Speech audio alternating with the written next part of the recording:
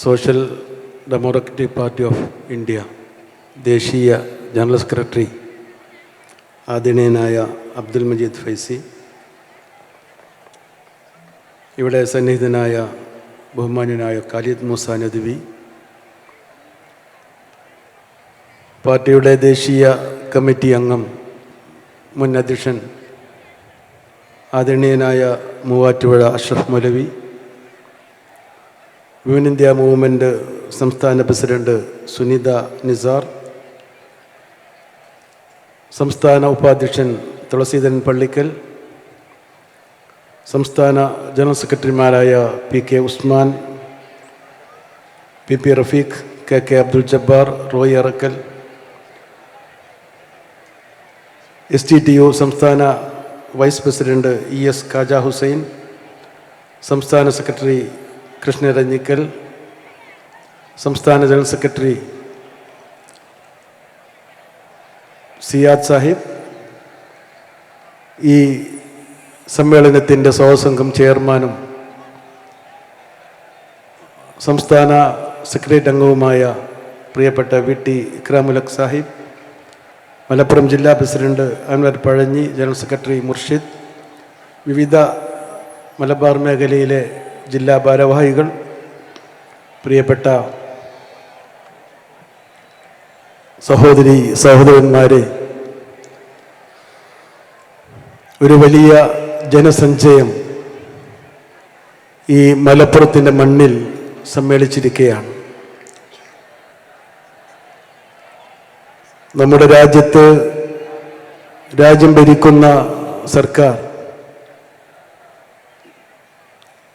വഖഫ് ഭേദഗതി ബിൽ 2024 എന്ന വഖഫ് ഭേദഗതി ബിൽ 2024 എന്ന ഒരു അമെൻമെൻ്റ് ബിൽ, നിലവിലുള്ള വഖഫ് ബില്ലിന് ഭേദഗതികൾ സമർപ്പിച്ചുകൊണ്ടുള്ള ഒരു വഖഫ് ബിൽ ഭേദഗതി ബിൽ സമർപ്പിക്കുകയും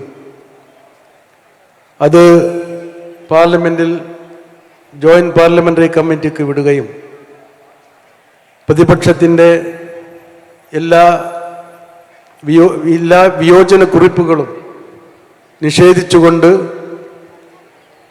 JPC അത് അംഗീകരിച്ച് രാജ്യസഭയിൽ അത് അവതരിപ്പിക്കുകയും ചെയ്ത ഒരു പശ്ചാത്തലത്തിലാണ് ഈ സമ്മേളനം ഇവിടെ നടക്കുന്നത്. നമുക്കറിയാവുന്നതുപോലെ ഒരു വിശ്വാസി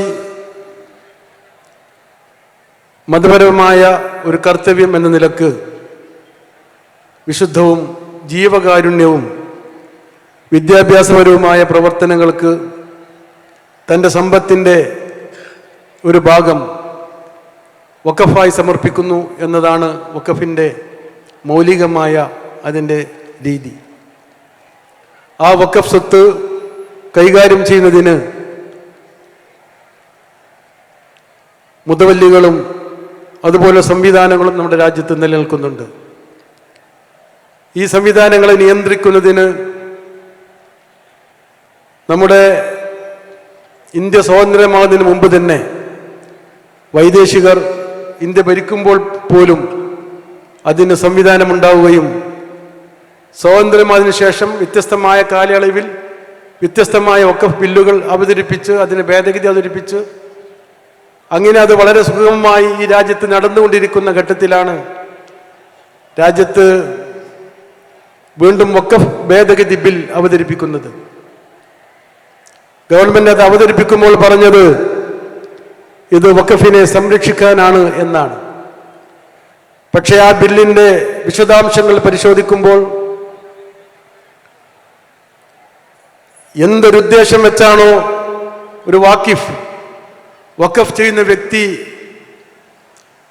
അദ്ദേഹത്തിന് സ്വത്ത് വഖഫ് ചെയ്തിട്ടുള്ളത്, അത് അതേപോലെ ആ ഉദ്ദേശം നിർവഹിക്കാൻ പറ്റാത്ത വിധം അതിനെ തെറ്റായ രീതിയിൽ ആ വഖഫ് സ്വത്തുകൾ നിയന്ത്രിക്കുകയും കൈകാര്യം ചെയ്യുകയും മാത്രമല്ല അത് തട്ടിയെടുക്കാനും കൂടിയാണ് നിലവിലുള്ള വഖഫ് ഭേദഗതി ബില്ലിലെ പരാമർശങ്ങൾ അല്ലെങ്കിൽ ഭേദഗതികൾ എന്ന് നമുക്ക് മനസ്സിലാക്കാൻ സാധിക്കുന്നു.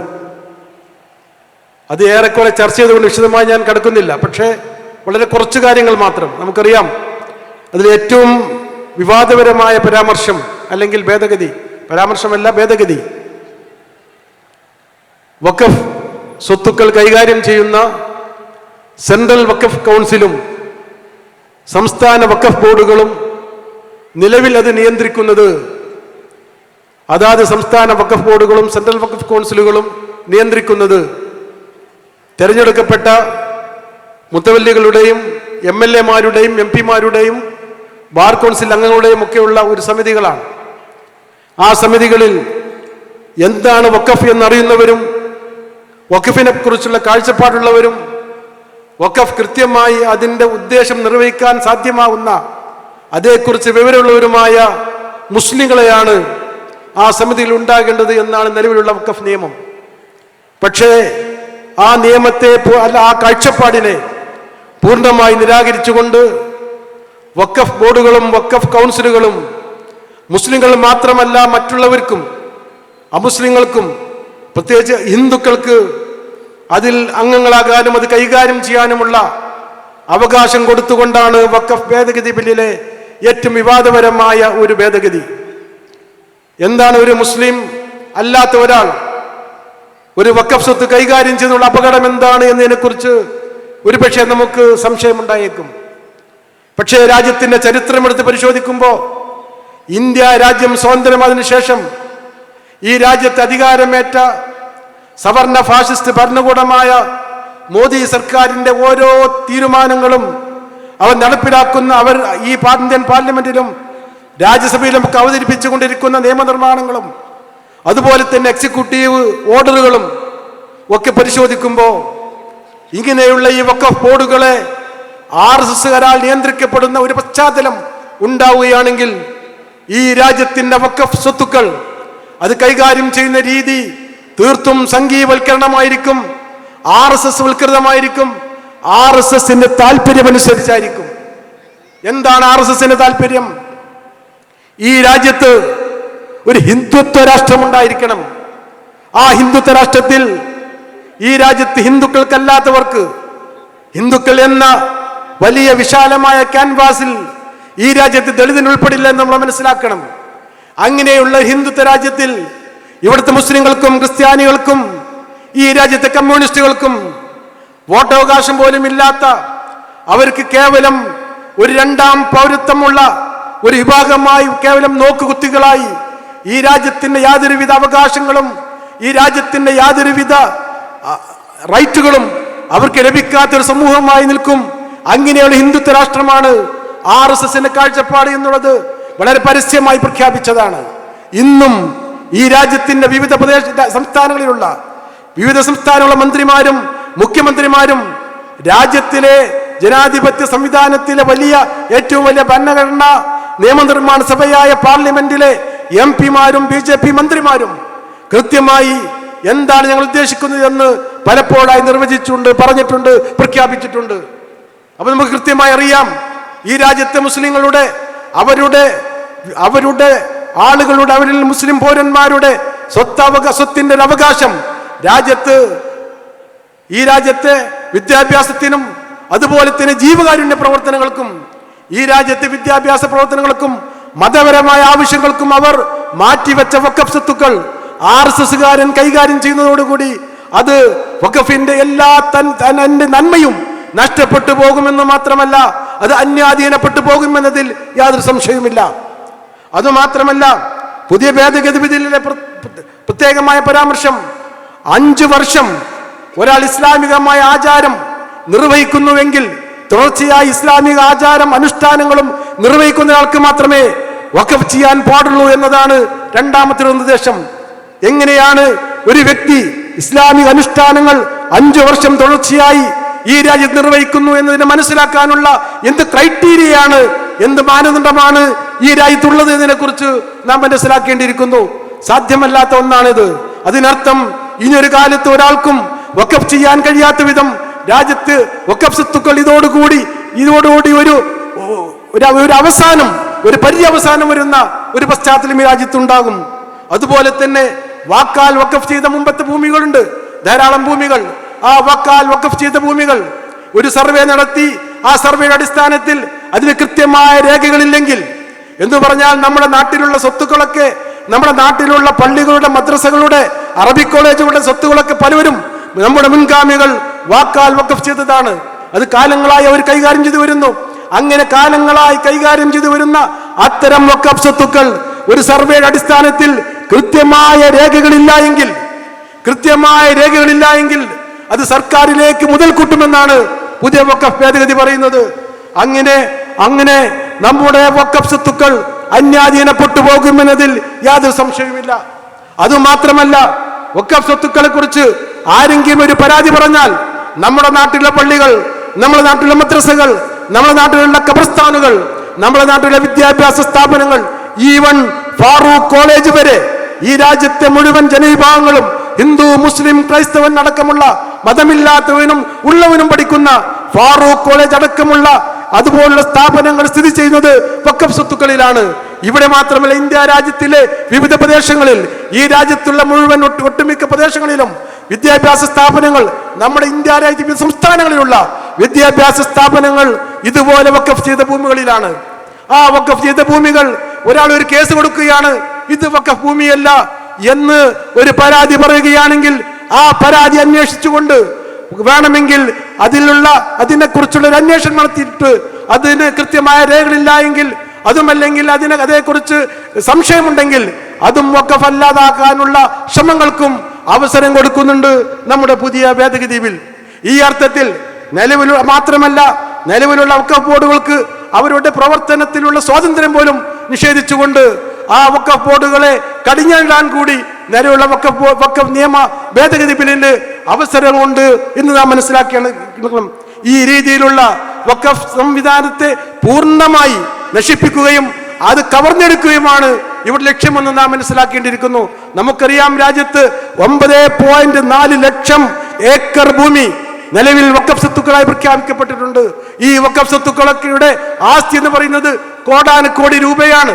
ആ സ്വത്തുക്കൾ നമ്മൾ മനസ്സിലാക്കേണ്ടത് അതിന്റെ പ്രവർത്തനങ്ങൾ മുഴുവനും RSS നിയന്ത്രിത സംവിധാനങ്ങളിലേക്ക് കൊണ്ടുപോകാനുള്ള ഗൂഢപദ്ധതിയാണ് RSSന്റെ നേതൃത്വത്തിൽ ഇന്ന് ഈ രാജ്യത്ത് ഇപ്പോൾ നിയമമാക്കിക്കൊണ്ടാൻ ഉദ്ദേശിക്കുന്ന വഖഫ് ഭേദഗതി ബില്ലിലൂടെ നമുക്ക് മുമ്പിൽ ഉണ്ടാകാൻ പോകുന്നത്.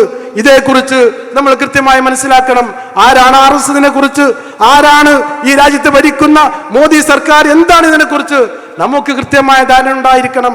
നമുക്കറിയാം, ഈ രാജ്യത്തിന്റെ ഗവൺമെന്റ് ഈ രാജ്യത്തെ പൗരന്മാരല്ലാതാക്കാൻ വേണ്ടി, ഈ രാജ്യത്തെ നിലവിലുള്ള പൗരന്മാരല്ലാതാക്കാൻ വേണ്ടിയുള്ള പൗരത്വ ഭേദഗതി ബിൽ ഈ രാജ്യസഭയിലും പാർലമെന്റിലും പാസാക്കി അംഗീകരിപ്പിച്ചവരാണ്.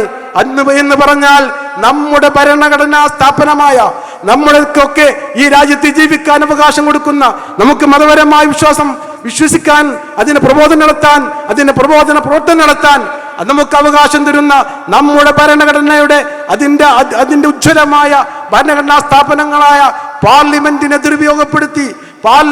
ദുരുപയോഗപ്പെടുത്തിക്കൊണ്ട് ഈ രാജ്യത്തെ പൗരന്മാർക്കെതിരെ നിയമനിർമ്മാണം നടത്തുന്ന ഒരു സ്ഥിതി വിശേഷമാണ് നമ്മുടെ രാജ്യത്ത് ഇന്നുള്ളത്. അതാണ് പൗരത്വ ഭേദഗതി ബിൽ കണ്ടത്. അതാണ് നമ്മുടെ കാശ്മീരിനുള്ള പ്രത്യേക അവകാശം 370-ാം വകുപ്പ് എടുത്തെറിഞ്ഞുകൊണ്ടുള്ള നിയമനിർമ്മാണം നടത്തിയതും അതുപോലെ തന്നെയാണ്. ഈ രീതിയിൽ നമ്മുടെ പാർലമെന്റിനെ ഈ രാജ്യത്തിലെ ജനങ്ങൾക്കെതിരായിക്കൊണ്ട്, ഒരു രാജ്യത്തിലെ പൗരന്മാർക്കെതിരായി അവിടുത്തെ ഭരണഘടനാ സംവിധാനം, ഭരണഘടനയെ ദുരുപയോഗം ചെയ്ത്, പാർലമെന്റിനെ ദുരുപയോഗം ചെയ്ത്, നിയമം വഴി ഈ രാജ്യത്തെ ജനങ്ങൾക്കെതിരായി നിയമം സൃഷ്ടിക്കുന്ന ഒരു ഗവൺമെന്റാണ് ഈ രാജ്യത്തുള്ളത് എന്ന് മനസ്സിലാക്കുമ്പോഴാണ് ഈ വഖഫ് ഭേദഗതി ബില്ലിന്റെ അപകടം നാം തിരിച്ചറിയേണ്ടത്. ഇങ്ങനത്തെ ഒരു പശ്ചാത്തലത്തിലാണ് SDPI ദേശവ്യാപകമായി ഒരു പ്രക്ഷോഭത്തിന് മുതിർന്നത്. ഇത് ഇവിടെ കൊണ്ട് അവസാനിക്കുന്ന ഒരു പ്രക്ഷോഭമല്ല എന്ന് ഞങ്ങൾക്കറിയാം. പക്ഷേ ഇത് തുടങ്ങിയിട്ടില്ലെങ്കിൽ, ഇങ്ങനെ ഒന്നും ഈ രാജ്യത്ത് ഉണ്ടായില്ല എങ്കിൽ, വളരെ ചുട്ടെടുത്ത് ഈ രാജ്യത്തെ മുഴുവൻ ജനങ്ങളുടെയും ഭരണഘടനാപരമായ മൗലികമായ അവകാശങ്ങളെ പൂർണ്ണമായി ഹനിക്കുന്ന ഒരു ഭരണ സംവിധാനം ഈ രാജ്യത്ത് അപങ്കുരം തുടരുമെന്ന് നാം തിരിച്ചറിയുക. അതുകൊണ്ടാണ് SDPI ഈ സമരരംഗത്തേക്ക് ഇറങ്ങിയിട്ടുള്ളത്. എന്തൊക്കെയാണ് ഈ രാജ്യത്ത് നടക്കുന്നത് നമുക്കറിയാം. ബുൾഡോസർ രാജ്. ഏറ്റവും അവസാനം കൃഷിനഗറിലുള്ള മദീന മസ്ജിദ്, ആ മദീന മസ്ജിദ് അതിന്റെ കുറച്ച് ഭാഗം അനധികൃതമായി നിർമ്മിച്ചതാണെന്ന് ആരോപിച്ചുകൊണ്ട് ആ മസ്ജിദിന്റെ ഒരു ഭാഗം ബുൾഡോസർ കൊണ്ട് തകർക്കാൻ ശ്രമിക്കുക. ഒരു ഭാഗം മാത്രമല്ല, മസ്ജിദ് പൂർണ്ണമായി അതുകൊണ്ട് തകർത്തപ്പോൾ നമ്മൾ മനസ്സിലാക്കരുത്, ഇന്ത്യയുടെ പരമോന്നത സുപ്രീം കോടതി വരെ പറഞ്ഞു, ബുൾഡോസർ കൊണ്ട് ഏതെങ്കിലും ഒരു ആരോപണത്തിന്റെ പേരിൽ ഒരു അന്വേഷണമായി നടക്കുന്ന ഒരു കാര്യത്തിന്റെ പേരിൽ ഈ രാജ്യത്തെ കെട്ടിടങ്ങൾ, ഇവിടുത്തെ മദ്രസകൾ, പള്ളികൾ അത് ബുൾഡോസർ പോയി തകർക്കരുതെന്ന് പറഞ്ഞിട്ട് പോലും ആ ബുൾഡോസർ ഉപയോഗിച്ചുകൊണ്ട് ഏറ്റവും അവസാനമായി മദീന മസ്ജിദിനെ തകർത്ത ഒരു ഭരണകൂടം, നമ്മുടെ ബാബരി മസ്ജിദ് തകർത്ത ഭരണകൂടം, ഈ രാജ്യത്തെ 3000-ഓളം വരുന്ന മസ്ജിദുകളെ ഇനിയും തകർക്കാൻ വേണ്ടി കാത്തിരിക്കുന്ന ഭരണകൂടം, നമ്മുടെ സഹോദരന്മാരെ ഈ രാജ്യത്തിന്റെ വിവിധ പ്രദേശങ്ങളിൽ ആൾക്കൂട്ടക്കൊല നടത്തുന്ന ഭരണകൂടം, നമുക്ക് ഭൂമി വിൽക്കാൻ പാടില്ലെന്ന് എന്ന് പറഞ്ഞാൽ ഈ രാജ്യത്തെ പൗരന്മാർക്ക് അവർ വാങ്ങിവെച്ച സ്വത്ത് അത് വിൽക്കാൻ പാടില്ല, അത് അവരും മുസ്ലിങ്ങൾ സ്വത്ത് വാങ്ങാൻ പാടില്ല എന്ന രീതിയിലൊക്കെ വിവിധ തിട്ടൂരങ്ങൾ ഇറക്കിക്കൊണ്ട് ഈ രാജ്യത്തെ മുസ്ലിം സമുദായത്തെ അപരവൽക്കരിച്ചു കൊണ്ടിരിക്കുന്ന ഒരു സാഹചര്യത്തിലാണ് നാം ഉള്ളതെന്ന് തിരിച്ചറിയുക. ഇത്തരം ഒരു പശ്ചാത്തലത്തിലാണ് ഈ ബില്ലിനെ നമ്മൾ നോക്കിക്കാണേണ്ടത്. നമ്മെ സംബന്ധിച്ചിടത്തോളം ഈ ബുൾഡോസർ രാജിനെതിരെയും അതുപോലെ തന്നെ ഇവിടുത്തെ കാട്ടാളത്തെ നിയമങ്ങൾക്കെതിരെയും ശക്തമായ പ്രക്ഷോഭങ്ങൾ നടത്തിയില്ലെങ്കിൽ നമ്മളെന്ന് പറയുന്നവർ കേവലം അടിമകളായി മാത്രം മാറുമെന്ന് നമ്മൾ മനസ്സിലാക്കേണ്ടിയിരിക്കുന്നു. ഞാനൊരു കാര്യം വ്യക്തമാക്കാൻ ആഗ്രഹിക്കുകയാണ്. ഇതൊരു രാഷ്ട്രീയ പോരാട്ടമല്ല. ഒരു രാഷ്ട്രീയ താല്പര്യം വെച്ചുകൊണ്ട് ഈ SDP വളർത്താനോ അതല്ലെങ്കിൽ രാഷ്ട്രീയമായി ഒരു തെരഞ്ഞെടുപ്പിനെ മുന്നിൽ കൊണ്ടുകൊണ്ടുള്ള ഒരു രാഷ്ട്രീയ സ്റ്റണ്ടുമല്ല ഈ പോരാട്ടം. ഇത് നീതിക്ക് വേണ്ടിയുള്ളതാണ്, ഇത് ഇന്ത്യയുടെ ഭാവിക്ക് വേണ്ടിയുള്ളതാണ്, ഇത് നമ്മുടെയൊക്കെ ജീവൻ നിലനിൽക്കാനുള്ള നമ്മുടെ ആത്മാവിന് വേണ്ടിയുള്ളതാണ്. നമ്മുടെ ആത്മാവിന് വേണ്ടിയുള്ള ഒരു പോരാട്ടമായിട്ടാണ് നമ്മൾ ഇതിനെ കാണുന്നത്. എന്തിനാണ് ഈ വഖഫ് സ്വത്തിന് നേരെ BJP-ക്കാർ അല്ലെങ്കിൽ RSSകാർ വാളോങ്ങുന്നതിനെ കുറിച്ച് നാം തിരിച്ചറിയേണ്ടതുണ്ട്. ഞങ്ങൾക്കറിയാം നിങ്ങളുടെ അത്യാഗ്രഹമാണിത്. ഈ രാജ്യത്തെ 9.4 ലക്ഷം വരുന്ന ഏക്കർ വഖഫ് സ്വത്തുക്കൾ പിടിച്ചടക്കാനുള്ള നിങ്ങളുടെ അത്യാഗ്രഹമാണ് ഇങ്ങനെയുള്ള ഒരു നിയമത്തിന്റെ പശ്ചാത്തലമെന്ന് ഞങ്ങൾ തിരിച്ചറിയുകയാണ്. ഞങ്ങൾ നിങ്ങളോട് പറയുകയാണ്, ഞങ്ങളുടെ ചിഹ്നങ്ങളെ, ഞങ്ങളുടെ അടയാളങ്ങളെ അത് തകർക്കാൻ വേണ്ടി, ഇല്ലാതാക്കാൻ വേണ്ടിയിട്ടുള്ള മുസ്ലിങ്ങളുടെ ഒരു അടയാളം ഈ രാജ്യത്ത് അവശേഷിക്കാൻ പാടില്ല എന്ന ഗൂഢശ്രമത്തിന്റെ ഭാഗമാണ് നിങ്ങൾ ഇത് നടത്തുന്നതെന്ന് ഞങ്ങൾക്കറിയാം. ഇന്ന് നിങ്ങൾ ചെയ്യുന്നത്, ഇപ്പോൾ വഖഫ് ബിൽ കൊണ്ടുവന്നത്, നേരത്തെ CAA കൊണ്ടുവന്നത് ഒരു വംശഹത്യയുടെ ടൂളായി, ഉപകരണമായി ഉപയോഗിക്കാനാണ് എന്ന് ഞങ്ങൾ തിരിച്ചറിയുന്നു. അതുകൊണ്ട് തന്നെ ഞങ്ങൾ പറയുന്നു, ഞങ്ങളുടെ തലമുറകൾ നശിപ്പിക്കാൻ ഞങ്ങൾ സമ്മതിക്കുന്നില്ല. നാം ഉയർന്നു നിൽക്കുക, നാം തലയുയർത്തി നിൽക്കുക, നാം നമ്മുടെ രാജ്യത്തിന് വേണ്ടി, നമ്മുടെ ഭാവിക്ക് വേണ്ടി, നമ്മുടെ ജീവന് വേണ്ടി ഉയർന്നു നിൽക്കണമെന്നാണ് എനിക്ക് എൻ്റെ പ്രിയപ്പെട്ട സഹോദരങ്ങളോട് പറയാനുള്ളത്. മഹത്തായ രാജ്യത്തിന്റെ മക്കളുടെ പൗരാവകാശത്തിന് വേണ്ടിയുള്ള, ജന്മാവകാശത്തിന് വേണ്ടിയുള്ള പോരാട്ടമാണ് ഈ മഹാസമ്മേളനം സാക്ഷി നിർത്തി ഞാൻ മുന്നറിയിപ്പ് നൽകുകയാണ്. നമ്മൾ ഒറ്റ ശബ്ദമായി, ഒറ്റക്കെട്ടായി, ഒരൊറ്റ ശബ്ദമായി നാം പ്രഖ്യാപിക്കണം. വഖഫ് സംവിധാനം ഹൈജാക്ക് ചെയ്ത് വംശഹത്യക്കുള്ള ഉപകരണമാക്കാൻ ഞങ്ങൾ സമ്മതിക്കില്ല എന്ന് ഈ രാജ്യത്തെ ഭരണകൂടത്തോട് നമ്മൾ ഉച്ചത്തിൽ പ്രഖ്യാപിക്കേണ്ടതുണ്ട്. ബ്രിട്ടീഷുകാർ ഇന്ത്യ രാജ്യം ഭരിച്ചിരുന്ന സമയത്ത് നമ്മുടെ സ്വത്തുക്കൾ, ഈ രാജ്യത്തിന്റെ വിഭവങ്ങൾ, അതിന്റെ ജൈവപരമായ എല്ലാ സ്വത്തുക്കളും കൊള്ളയടിച്ചുകൊണ്ട് ബ്രിട്ടീഷിലേക്ക് കട്ടുകടത്തിയതുപോലെ ഇന്ത്യ രാജ്യത്തിലെ വഖഫ് സ്വത്തുക്കൾ കട്ടിട്ട് അത് നാഗ്പൂരിലേക്ക് സ്വത്താക്കാനുള്ള ശ്രമമാണെങ്കിൽ അത് സമ്മതിക്കില്ല എന്നാണ് ഞങ്ങൾക്ക് RSകാരോട്, ഈ രാജ്യത്തിലെ ഫാസിസ്റ്റ് സർക്കാരിനോട് സൂചിപ്പിക്കാനുള്ളത്.